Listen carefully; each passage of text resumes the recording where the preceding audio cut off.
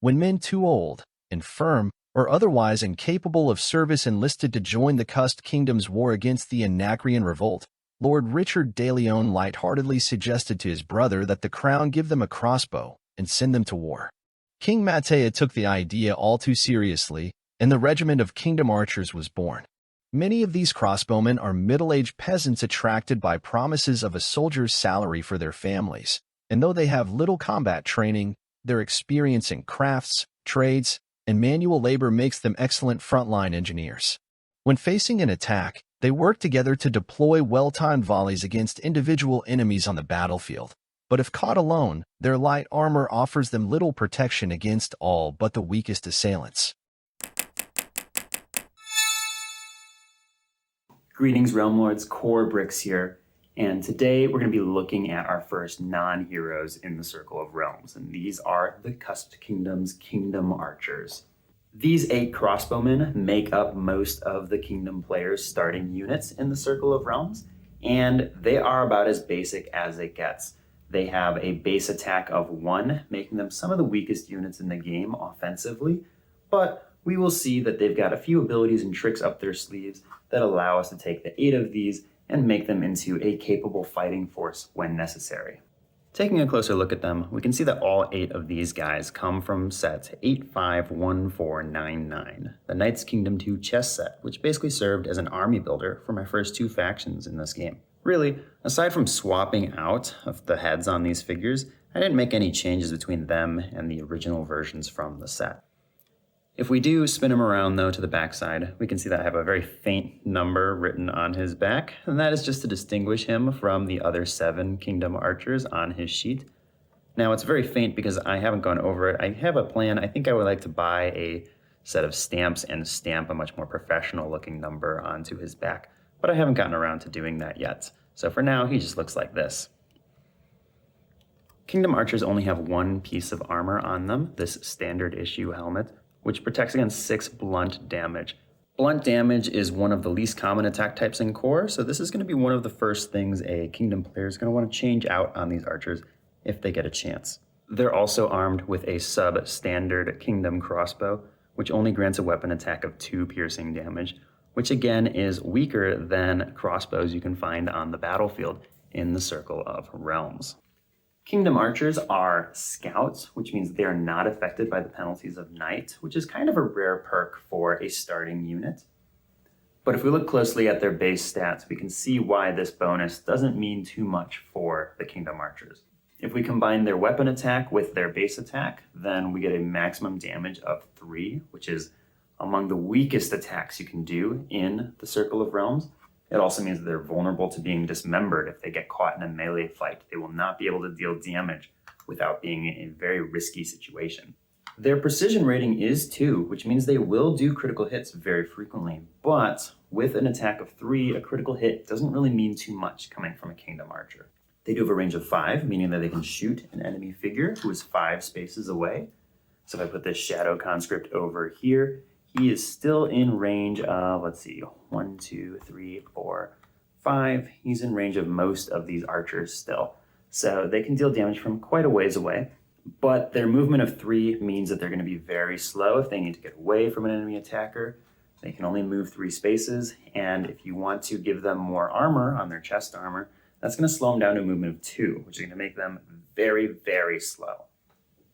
Like all non-heroes in the Circle of Realms, they have a health of 10 and a defense is only 5. So that means if someone gets up to them and starts dealing damage to them, it's not gonna be too long before these guys start to get killed, especially because these helmets only have a protection against blunt attack types, which, like I said earlier, is a very uncommon attack type in the Circle of Realms.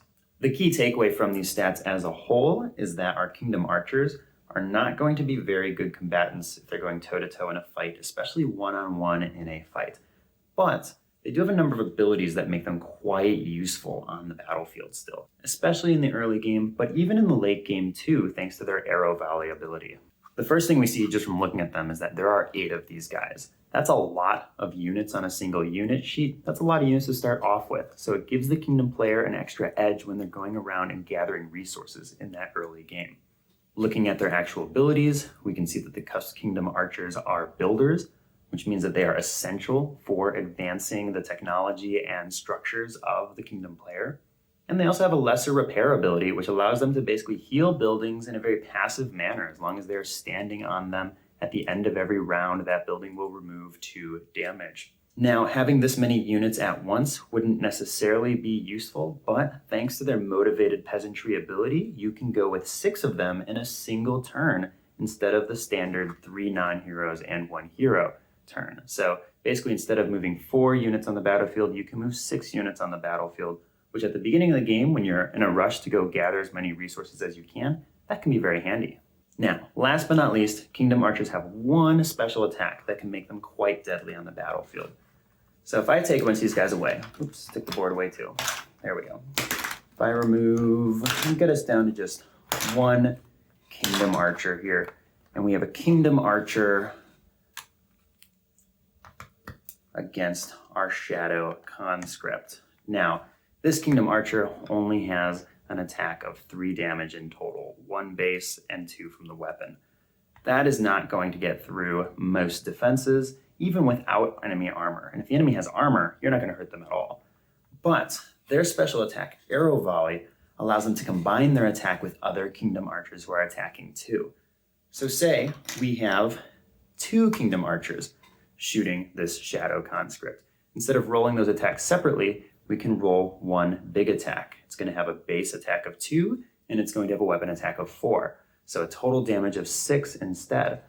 If I throw in a 3rd Kingdom Archer, then we will have a total attack of 9 damage, which is now getting up to a more expected or a more respectable damage amount for a non-hero combatant in the Circle of Realms. But it doesn't stop there, because remember, thanks to motivated peasantry, we could actually have 4, 5, or even 6 Kingdom Archers all doing a unit command in the same turn. Now, 6 attacking the same target will get us a maximum attack of 18. And that is a very good attack in the Circle of Realms. We are now doing a better attack than a number of heroes can do, and we're doing it at a distance of 5 spaces. This attack can even be improved further. Say we found some better crossbows on the battlefield, so we're not dealing with these substandard kingdom crossbows, but instead we now have some normal crossbows that are found on the battlefield.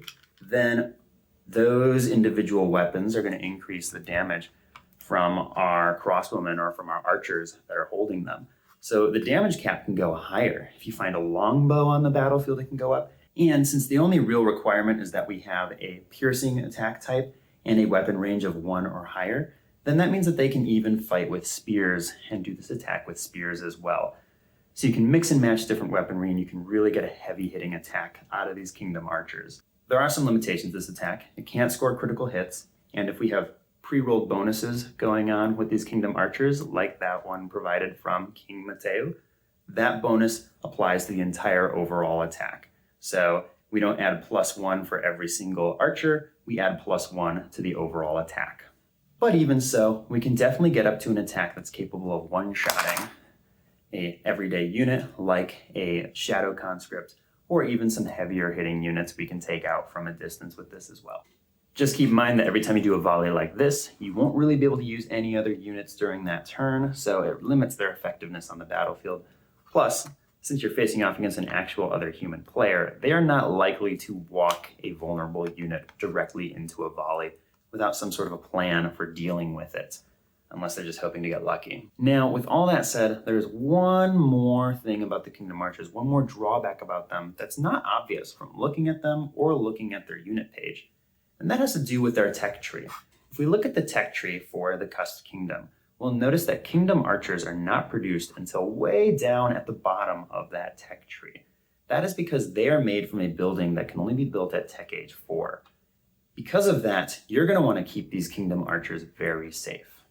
Remember, these are your builders if you are the Cusped Kingdom player. If you lose them, then you won't be able to build more buildings, and you won't be able to train them back either. There are 8 of them in total, but the highest builder requirement for a kingdom building is 5. So if you lose 3, then you are down to your bare minimum for building all of your buildings. If you lose Just one more than that. If you lose 4 kingdom archers, then you will not be able to build all of your buildings on your own. You'll need the help of an ally. And if you lose all your kingdom archers before getting to Tech Age 4 and building the building that can train them back, then you are stuck where you are as the kingdom player. You won't be able to progress any further. It's kind of like losing your leader, but you're rather just losing these very weak, kind of seemingly disposable infantry instead. So for that reason, we aren't really going to want to take our kingdom archers and send them into battle against enemy units unless we have no other choice.